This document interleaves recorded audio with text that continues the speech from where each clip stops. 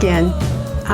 We're so glad that you're following us on Facebook, and I hope that you're all staying safe and healthy during this unprecedented time in the history, not only of our country, but of the world. The one thing that we do know for sure is that God's in control, and we can hope for a vaccine, and we can stay in, and we can wash our hands and wear the face masks, and we can do all those things, and I think we should. But in the end, we know that our trust is in the Lord. Isn't that true? And a day came when Bill chose to trust in the Lord, and he's going to tell you that exciting story now.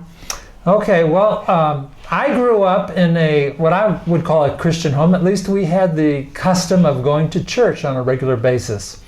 And I can remember that my grandfather was always very faithful in church, and I can always remember where he sat. So anyway, it was part of our life growing up.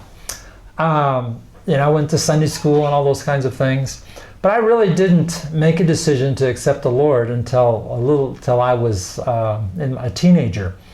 And a couple of things happened. I think probably, things happen to us that motivate us to seek the Lord. And one of the things, there was two or three things that happened to me. First of all, it was the first day of our junior year in high school.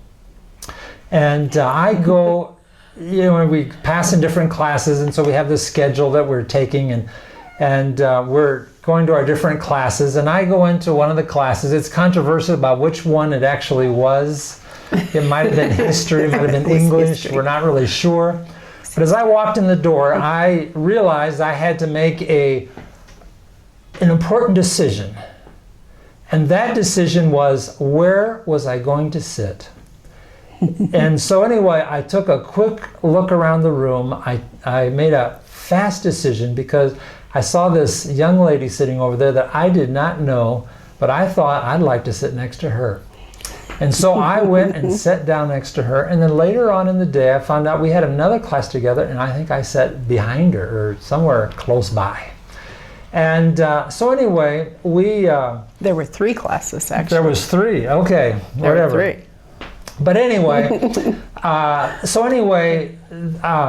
this young lady, I was quite interested in her, and I think when we got to be about Christmas time, we went out on some dates and different kinds of things, and I just really fell in love. And there's a problem though with this relationship, and that was she was a new Christian, and though I had gone to church, I really hadn't made a decision to accept the Lord. And so I got this nice little letter that said, let's just be friends. And it just broke my heart. Okay.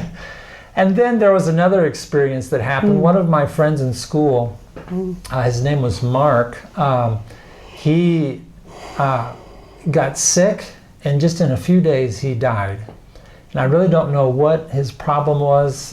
Maybe it's something with his heart or some kind of a situation, but he just died quickly.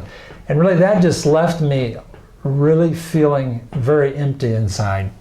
And I just went through a period where I felt just very lonely, and I felt sad, and I just knew I needed to do something. And so because we had grown up in the church, I really think in my junior or my couple of first years of high school, I really wasn't that interested in church. But there was a youth group, and I thought, I need some new friends. This is probably what I need to help me. And so I started participating in the church youth group.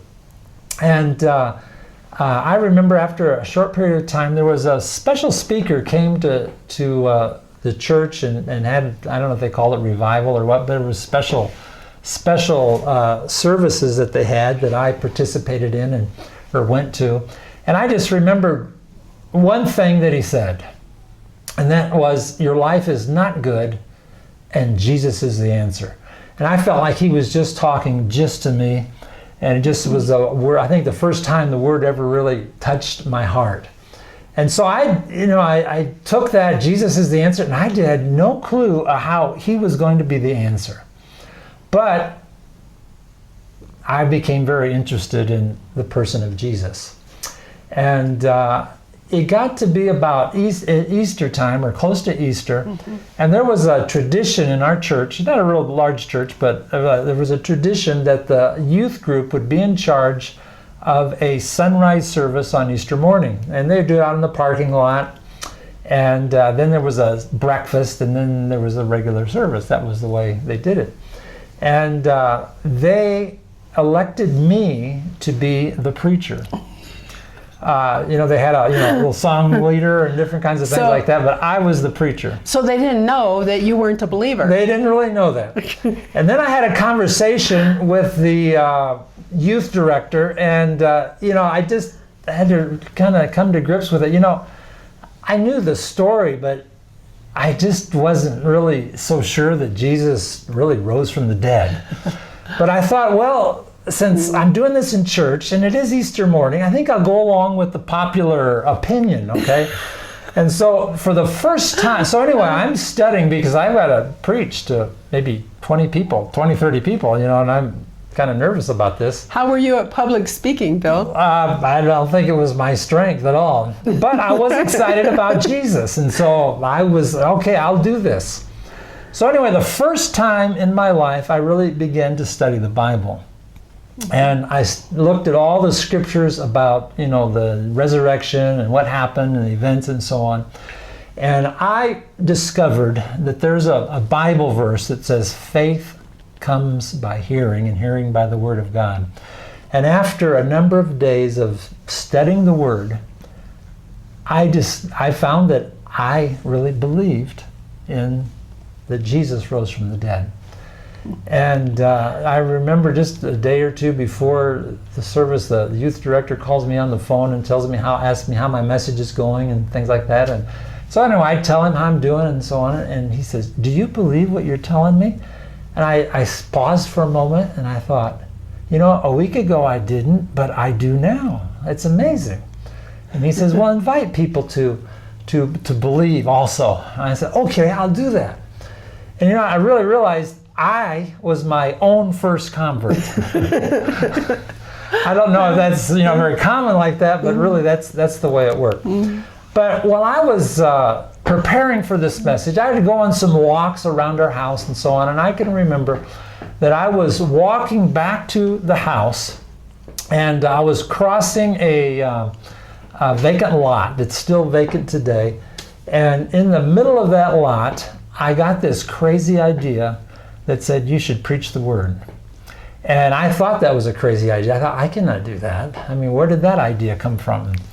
But that was the first time that, the thought about going into ministry came to my mind.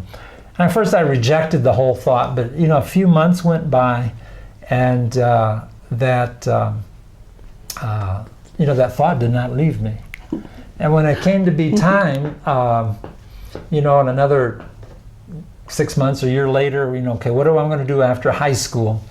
And I made the decision that I would prepare to go into the ministry.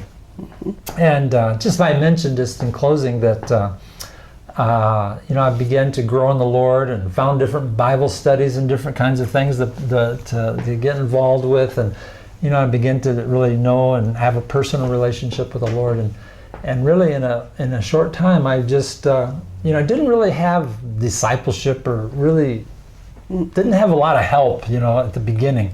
But I discovered that I had this new sense of satisfaction in my life. I had a peace that came over me. That loneliness was gone. And there was these changes that happened to me, in the first 2 or 3 months after I had made a decision to follow Jesus.